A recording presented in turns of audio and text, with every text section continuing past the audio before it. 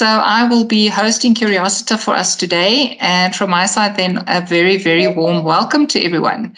So first of all, then, I am very, very excited to share with you that we have Hermann du Plessis with us today. And he's going to be our guest speaker who will be talking to us about lead with intent and leadership principles and practices that drive engagement and profitability. And he is the founder of the Themba Thandeka Leadership Institute, which is a company that has worked with more than 90 organizations in 19 countries across the globe. So Thandeka Leadership Institute has built a reputation as a catalyst that significantly raises engagement and profitability. So Hermann is a leadership student with 20 years of experience, having coached, mentored, trained, and consulted in various spheres of leadership, or leadership development rather. And he has also coached several people throughout his career. And of the people that he coached, most of them are senior managers and executives for major corporations. And he has more than 15,000 hours of transformational leadership coaching. He is also a lecturer in leadership at tertiary institutions, and he holds degrees in commerce, education, and theology, and he also has a master's degree in adult education, as well as an international certification in leadership and management coaching. So Hermann, very warm welcome to Da Vinci, and over to you. So here I am in one of our training rooms. As you can see, I've got a whiteboard behind me. I've got an aircon above me. So this is how we had to pivot for COVID time. So, welcome to one of our digital training rooms here at the Themba Thandeka Leadership Institute. I'm just going to share my slides with you, and then you are welcome to follow along. So thank you so much for the privilege to be with you today at this Curiosita. Thank you for the invitation. It's always an honor to work with Da Vinci. I always tell everybody I really consider Da Vinci to be the most innovative business school in South Africa. And I've referred many MBA students and doctoral students to Da Vinci, especially from our corporate clients. And they are extremely happy with the service that they are getting at Da Vinci and what they are learning, and just the deep learning that takes place at Da Vinci. So it's an honor to be a part of this occasion today. I look forward to sharing with you two things. Firstly, an innovative model for staff engagement that we really believe is the most comprehensive in the world. And I know it sounds a bit dramatic, but we are really, really excited about our engagement model and also the impact it's having in businesses.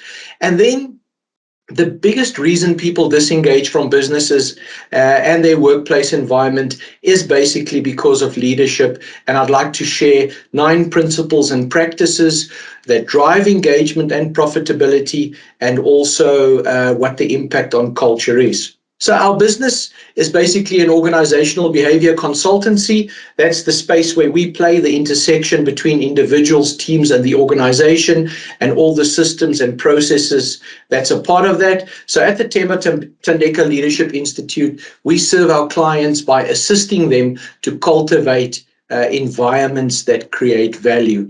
So for the last 2 decades, we've really been obsessed with this question: what really makes a difference in a business?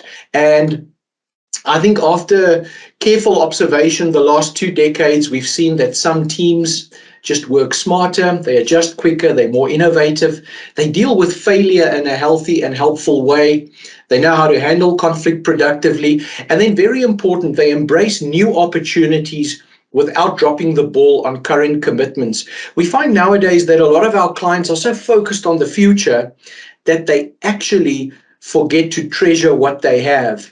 And in the process, they neglect their current customer base and client base. So it's important to manage the tension between new opportunities and current commitments. And that's a struggle a lot of leaders have today. So, I mean, we're convinced, I know it's going to sound very simplistic, and for all the academics out there, forgive us, but we really believe the answer is engagement. We really believe in staff engagement. Most of our business is centered on staff engagement, and we really believe that makes the biggest difference. So our definition of engagement is the strength of the relationship between an organization, the teams, and the employees.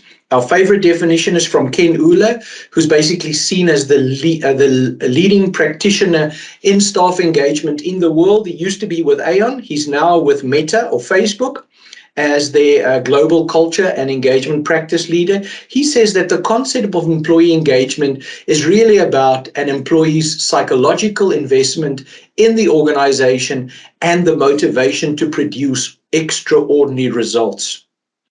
So engagement determines whether people bring their best to work every day, whether they volunteer the best they have every single day. So why is engagement important? If we look at the research, 3 things. Firstly, it does increase profitability. Customer service levels are up when employees are engaged. And thirdly, it's a great place to work at. And actually, the equation works from number 3 to number 1. If your staff is engaged and you create a great place to work for them, that means that they will provide a better customer service experience to your customers, and then that leads to repeat business, and that really ups the bottom line. So our methodology has really helped our clients not only to up their engagement levels, but we've seen that as soon as we help clients to focus purposefully on staff engagement, their profitability does significantly increase. Because if I'm engaged at work, I start acting like an organizational citizen, which means I look at where I can cut costs to save the business money. But also, I go out of my way to serve customers well, look for new business so that we can actually grow our business. So just some statistics from Gallup, Business to Community, and the Queen Schools of Business on engagement and productivity. And I'm not going to bore you with these stats. You can find them online. I think most important over here, the purple section at the right bottom hand corner, I just want to make a point here. As we work with so many CEOs who really struggle to keep all stakeholders, all constituencies in their business happy. And the question is, what do you need to focus on to keep everybody happy? Now, if low employee engagement is a problem in your organization, there's definitely lower productivity, lower profitability, and lower job growth, but also, more importantly, lower share price. We work with so many leaders and businesses who believe that for my shareholders to win, and for me to show more profit, and for me to pay more dividends, and for me to increase my share price, I need to steal from my employees and steal from my customers. So less cost to the employees, less costs to the customers, so that there's more profits for the shareholders at the end of the day. Research proves the opposite. If I really focus on my staff engagement, they provide a much better service to my customers, which leads to repeat customers, higher profitability, higher share prices, and at the end of the day, all constituencies and stakeholders in your organization wins. So for me, that's very important to understand, is you do not have to and only kneel at the altar of the shareholder and only keep them happy. And I know most executives nowadays get remunerated and their bonuses is determined by the growth in share price and the growth and profitability. But at the end of the day, if you want to build that sustainability in terms of share price and profitability, you must focus on staff engagement. So after 20 years of working with clients and I think, really achieving extraordinary results, we came up with our own engagement model because we realized that some of these teams we work with, they are not engaged by accident. And we started paying attention. So we provide this practical framework of how engagement works in an organization. Like I said earlier, I think it is the most comprehensive. It looks at organizational factors, team factors, and individual factors, which is really important. So we have analytics that we do for our customers based on this model, which focus on these 9 dimensions of engagement. And then based on the results we get, we then consult, train, teach, coach. We develop all the interventions necessary for companies to actually build their engagement and their profitability. You might ask me, Hermann, does this really work? In the last 3 years, we worked with a small mining consulting firm. Their turnover grew from 70 to 32 million in 18 months, focusing on staff engagement. We worked with a European appliance maker. Their turnover in 2020 was 180 million. This year, they're turning 340 million, and their profitability is up really significantly. This model is based on research, mainly on the African continent, and I think that's what makes us so excited. It's really a strong local focus on engagement on the African continent, and the results we achieved with this model is really more significant in a big financial institution that we work with here in South Africa and on the African continent. And we have taken staff engagement levels in the divisions where we work up to 97%. World standard is 80%. And business partner satisfaction is up to about 93%. So we're really, really confident in the model. Right. So as you will see, the cornerstone of this model right here is leadership. We believe in intentional leadership. The philosophy of intentional leadership is really rooted in servant leadership. And we have identified and unearthed with our clients 9 principles and practices that profoundly impact the culture. And those are the practices that I will discuss later. Here's a short overview of them, but I will dive into more details a little bit later. Right. The second thing very important for engagement, as you can see on the model, is culture. What we find is a culture where people are engaged. Directive management is something of the past. These companies and leaders really believe in a coaching management style. Their meetings are highly intentional. The agenda, who leads, who attends, the time, what gets discussed. There's no meetings before meetings, no meetings after meetings. Those meetings are very open. There's a lot of candor. People are really straightforward with each other.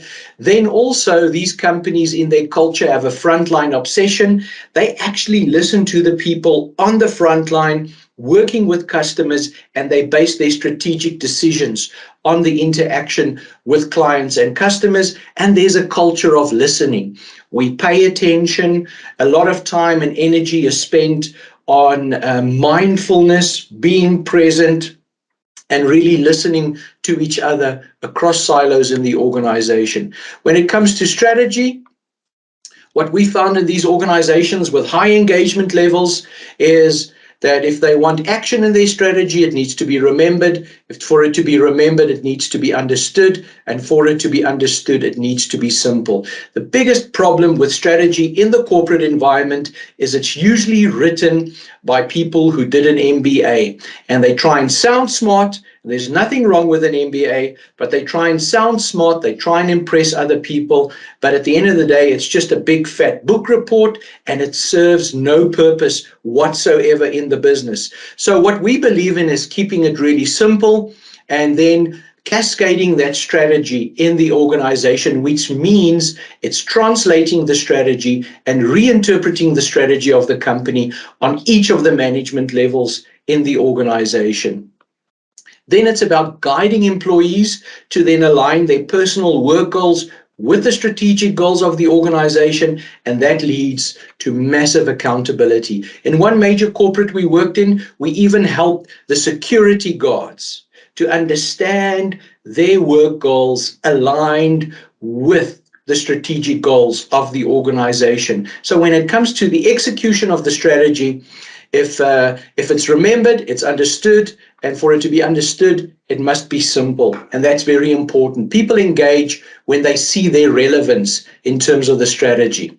Training and development, a lot of time and money being wasted here, so you have to align training and development with the strategy. And that's the most important point here. If you don't do that and people attend training and development interventions and they don't see how that is aligned with the strategy and what it is that they need to achieve with the training, people disengage. So you must communicate the strategy in training. The best leaders we work with do that. They communicate the strategy and then they start with training interventions in the organization. When it comes to human capital, a lot of work needs to be done.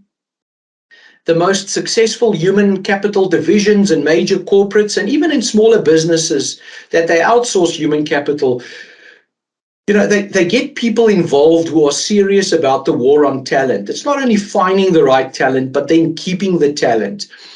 These human capital teams internally as business partners align themselves with the business units. They customize solutions for different business units, and they really see their role as serving the business units in the corporate environment. They don't see themselves as only gatekeepers of how things need to be done in an organization, but they really see their role as understanding the different business units and serving them well. Business partners, that's the next level. It's about breaking down silos, compassionate collaboration in businesses, understanding how we can work together as a business towards a common goal. And then even internally, having the boundaries in terms of a service level agreement of what we can expect each other and how we can assist each other. When it comes to service providers, another reason why people disengage, most of the times because of the balance of power. If I can't manage my service providers or if I bully them, usually there's a breakdown in the relationship. And if staff don't work well with service providers, obviously there is a disengagement. So a lot of the time we help our clients with strategically aligning service providers with the business and also providing training for the service providers to understand their role in the bigger scheme of things within the business. We live in the age of outsourcing. So a lot of people are worried about their legitimacy. Do I still have the right to exist in my business? What's important here is if people feel threatened, if they feel I can be outsourced as a team, as a function, people disengage. So what companies need to do, and we assist many of our customers with this, is we need to help our teams to sell their contribution at the right forums and meetings so that their value is clear to all. We see many of our customers outsource the wrong divisions, wrong teams, 6 months later bring them back at a very high cost. So it's trying to understand and helping teams to communicate their value so that their value is clear for everybody to see. The top 5 reasons then at the pyramid, right at the top, top 5 things individuals need to disengage. Very simple. Firstly, they need meaning, especially with Generation Z coming through. I read the other day that Generation Z, for them, meaning isn't optional, it's oxygen. The employee now has a major responsibility in creating meaning at work. If you can't create meaning at work for your employees, they will disengage. Relationships, deep, meaningful relationships, very important. Number 3, more important than number 5, professional development, is personal development. How is my employer making me a better human being? Then market-related employee rewards and remuneration. And then lastly, give me better skills to do my job better at the end of the day. So what we do for our customers is we have a 50-question survey of these 9 dimensions. It takes about 10 minutes to complete. We get the raw data of the different categories. We work with that, and then we draw up different dashboards for our customers. We slice and dice the data and try and help them understand exactly where the engagement obstacles are. So coming back to the cornerstone of engagement, it's all about leadership. So when we worked with leaders who have highly engaged teams, this is what we found in our research. Every interview, these are the themes that kept popping up. The first one is humility, then psychological safety. These leaders rehumanize the workplace environment. They lead with gratitude, integrity, authenticity, resilience, innovation, and hope. The first principle is humility. Humility is an interesting word. If we look at the root words in the Hebrew, the Greek, and the Latin, it basically means either you humble yourself or you get humiliated. How do you practice humility? I think that's very important to understand. How you practice humility is through vulnerability. When we asked teams why they see their leader as humble, they all said, well, he or she is vulnerable. They ask for help. They can acknowledge when they were wrong. They say sorry. If they don't know, then they say, I don't know. We need to figure this out. And then what we saw is that there was high levels of trust because of the leader displaying appropriate levels of vulnerability. If trust goes up in an organization, I don't know who of you have read the little book of Stephen Covey, The Speed of Trust, and this has been our experience as well. If trust goes up in the organization, speed goes up and cost goes down. If trust goes down, then obviously speed goes down and costs go up. So one of the best ways to get people engaged as a leader is to live this principle of humility, and you do that by this practice of vulnerability, which I think is really, really important. And for us, this is the foundation. This is where it all starts. If you can't lead with humility, it'll most probably be a struggle for you to get your people engaged in your team and in the organization. If you can't lead with humility and you always have to be the smartest person in the room, you will soon be surrounded with a lot of people who have nothing to say. Right. The second principle that we saw with these leaders who really drive engagement and who have teams that are highly profitable is the principle of psychological safety. Psychological safety is all about interpersonal risk-taking. In other words, what will happen to me if I speak up and I speak my mind? Do we shoot the messengers if we don't like the message? We see this often in the mining sector, where mines drive production and they neglect some of the safety protocols. And then if some of the individuals speak up, they question their commitment. Why do you worry about safety and not about production?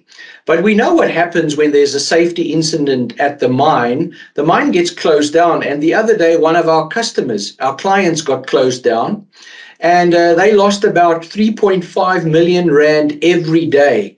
And that is because, very simply, they push production and neglect safety. And if individuals speak up about it, they get victimized. So the practice for the leader here is openness. How do I foster an environment where people can be open and speak their mind without fearing the consequences of doing that? The impact we see on this culture is there's transparency and there's truth. We all know the higher you move up in an organization, the less truth you hear, because people don't tell you what you need to hear. They tell you what they think you want to hear. But if we can live this this principle of psychological safety, and we can practice an openness as a leader, we will have this culture of transparency and truth, which I think is very, very, very important. Right, third principle, rehumanize. We are the only species as human beings who have a phrase or a term that explains our species if we don't act like we're supposed to act.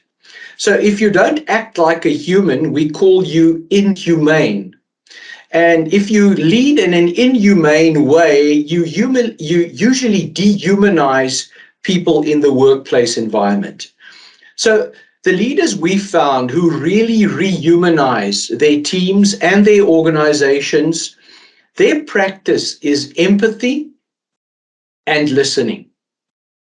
They really take the time to try and understand and pay attention to their people. They make it easy for people to speak to them. They're really good listeners, and they always have high levels of empathy. And the impact we saw in these cultures was loyalty and community. These teams are loyal to each other, they function well, they support each other, especially in the difficult times. If you can rehumanize the workplace environment, it really makes a massive impact in your organization. The next principle is gratitude. I think it's difficult to live with gratitude in a consumer-driven culture because every day you receive thousands and thousands of messages of what you actually need and why you deserve whatever it is that somebody else is trying to sell to you. So gratitude is really hard to come by. But the leaders we found who really lead very well with gratitude, they live this principle of gratitude. They have a practice which is celebration. So celebration is not necessarily about celebrating results. I think that's very important to celebrate results. But the most important thing to celebrate is just human beings. If you think about your birthday, that's most probably the day you get celebrated the most in your life, is your birthday. And if you think about it, you had no contribution to your birthday. Yet that's the day we celebrate your life because everybody is glad that you are here, not because of what you deliver, but because of the human being you are and the relationships you have. So the leaders who we work with, who really practice celebration well, they make a big fuss of birthdays. And when they celebrate birthdays, they don't talk about results. They don't talk about skills. They talk about the character of the human beings in their teams. And I really think that is important. I think if we as leaders can celebrate people for being human beings and not necessarily human doings and the results they produce, we can create a really engaged workforce because that's when people feel valued. So this is something that's very, very important. And a lot of the times we need to help leaders with this. It's just to live this principle of gratitude. My wife and I have a practice. Every morning we drop our daughter at school, Grace. We actually tell her, Grace, you must remember that we are very happy that you are here and that this world is a better place because you are here.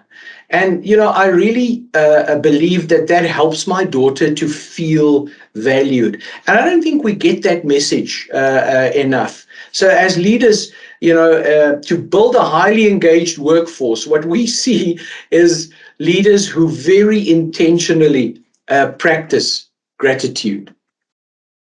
Right, integrity, to live an integrated life. This is a tough one because if you want to practice integrity, you have to, firstly, be accountable to your team and hold them accountable. And you have to be prepared to receive feedback and give feedback. And sometimes those are the difficult conversations. And a lot of leaders shy away from them, especially when it comes to character issues. It's easy to hold people accountable when it comes to results. Oh, you didn't produce the figures you said you would, so I'm going to punish you for that.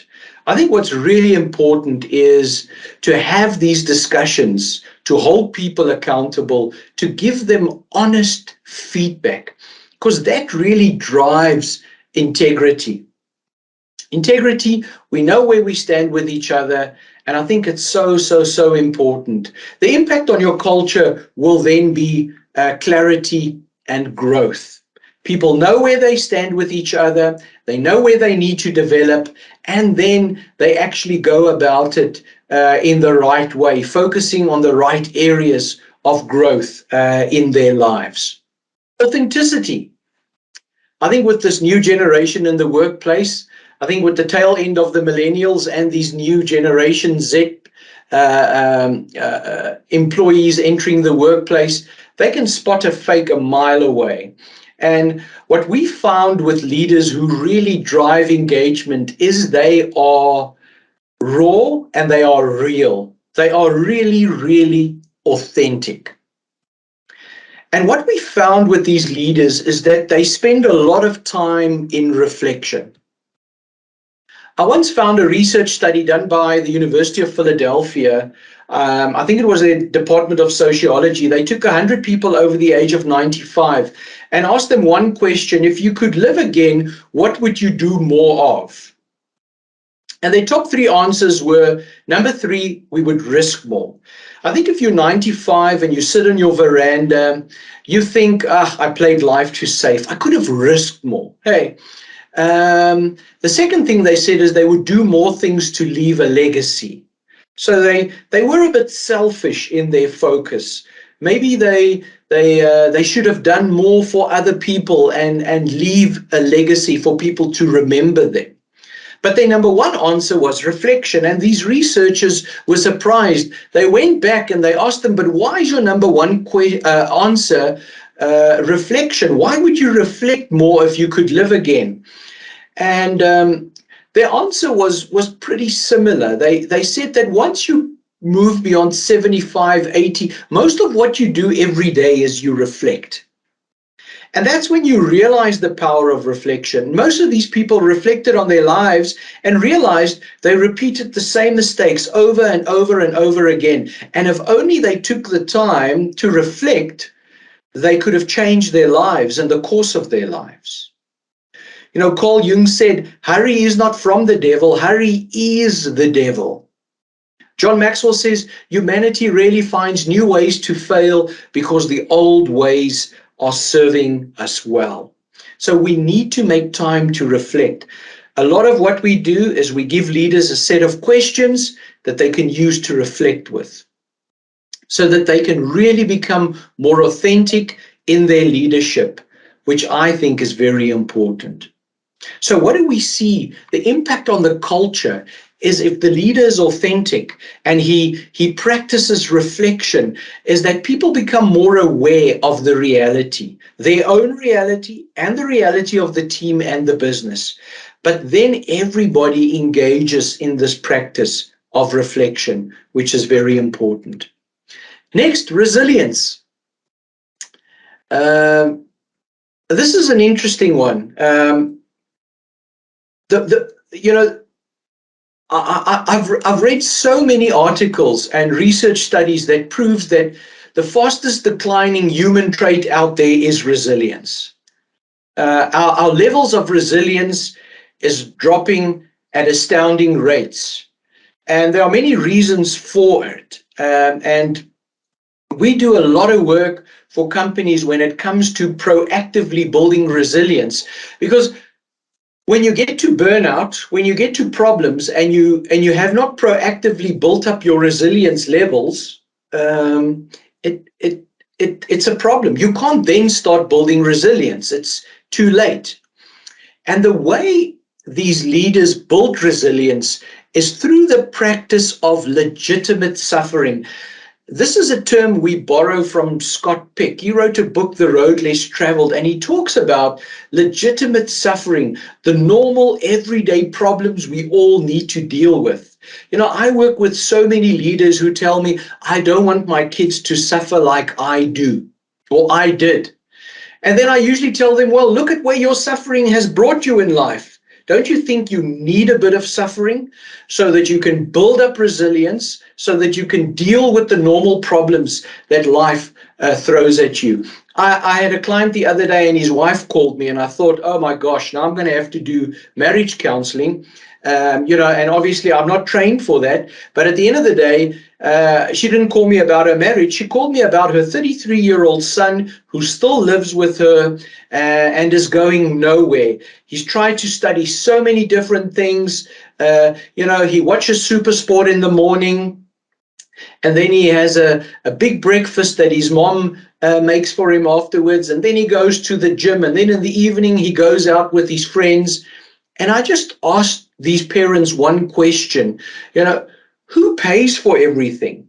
And she said to me, no, they give him a pocket money of 15,000 rands a month, which finances his lifestyle. And what I realized is, this young guy, 33-year-old, he's got a great life.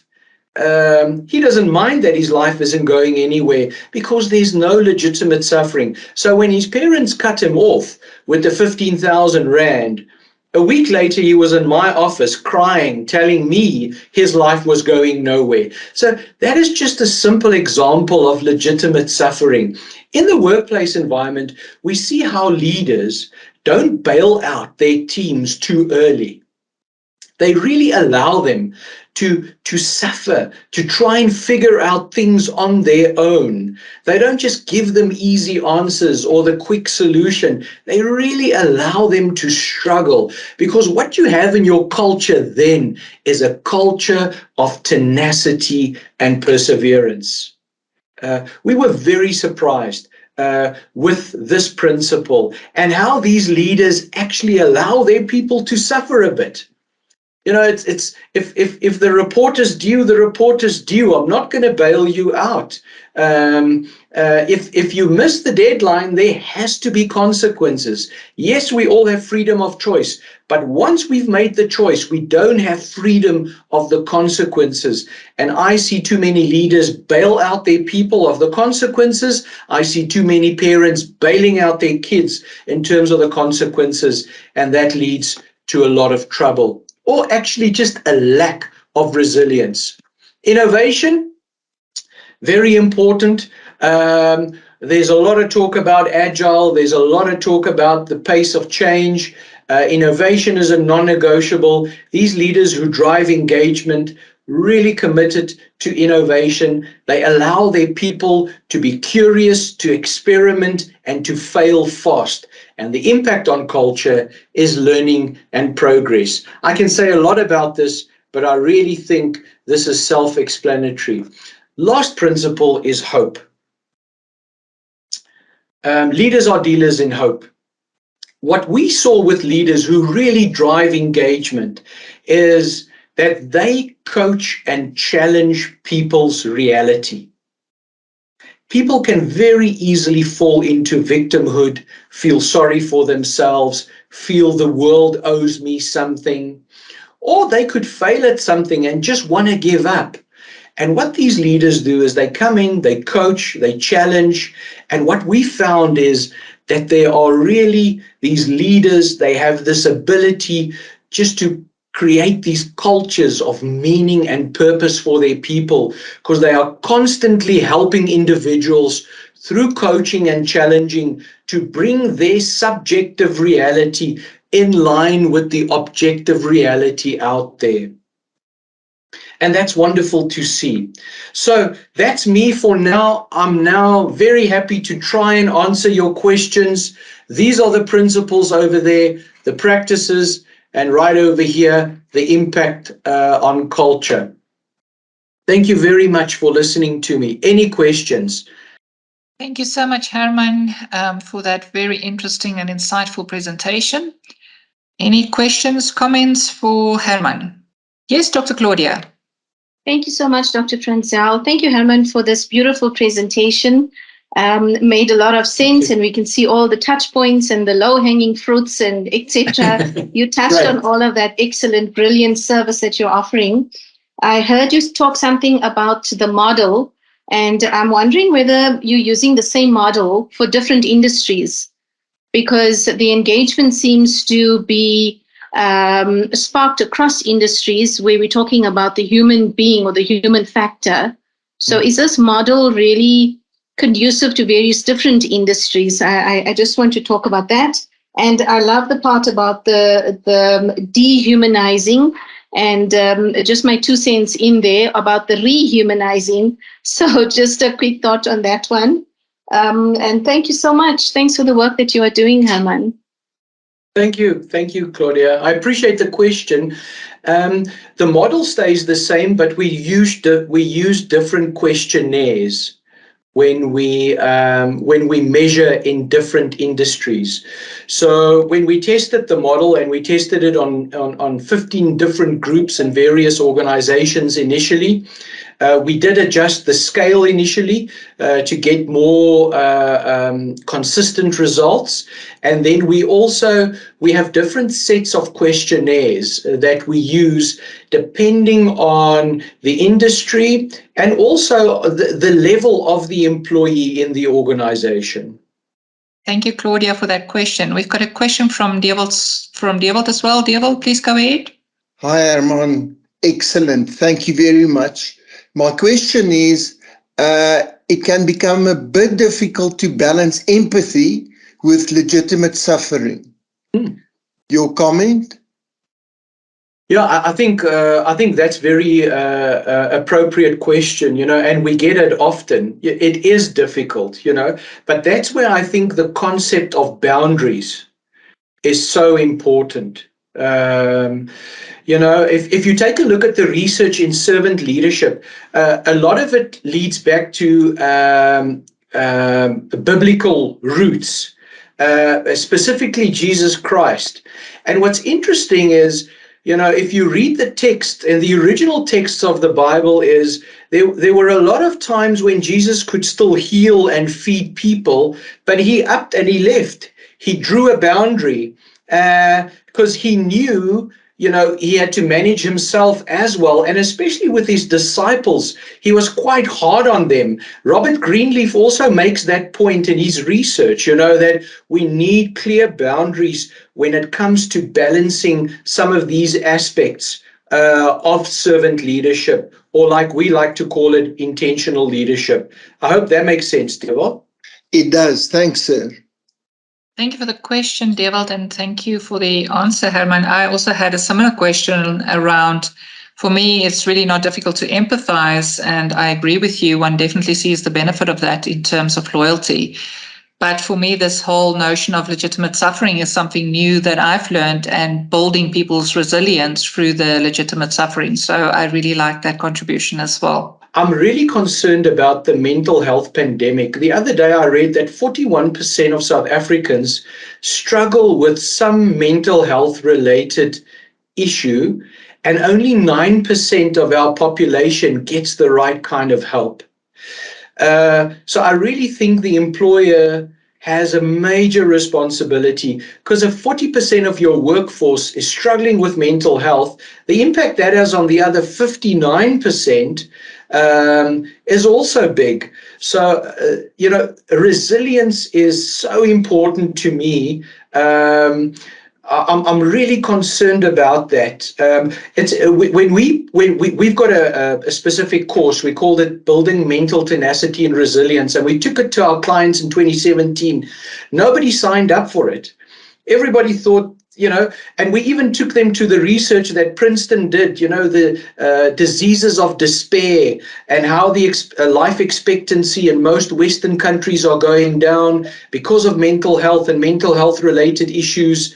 But they wouldn't buy it. But we see that post-COVID, a lot of our clients are now interested in the product. think also maybe, you know, as we know with stats, people are not always honest. So I think maybe that number is much higher. There's a big stigma with mental health, yeah. Because just listening at people, you know, you can see that a lot of people are struggling. But I think on the other hand as well, in terms of tenacity, I think the idea is often that it's something that people are born with. So you either have it or you don't. And people don't often realize that tenacity is something that can be developed over time. As you say, maybe through the legitimate suffering that we can become more resilient and develop that tenacity. Yes. By, not always just having calm seas and sometimes having to go through a storm or two to get to the other side. Bongiwe, you have a question. Yes, thank you, Dr. Silas. I just wanted to find out from Hermann, has this model been applied within the public sector? If so, what has been the finding? We've done some work with one of the CETAs, but we didn't apply the model there. You know, they were quite adamant they didn't want to do any other, because they had survey fatigue. That's what they called it. So they didn't want to run another survey. But besides that, we've not used the model in the public sector, no. Bongiwe, you are more than welcome to be our first public sector client if you work in the public sector. And she does indeed.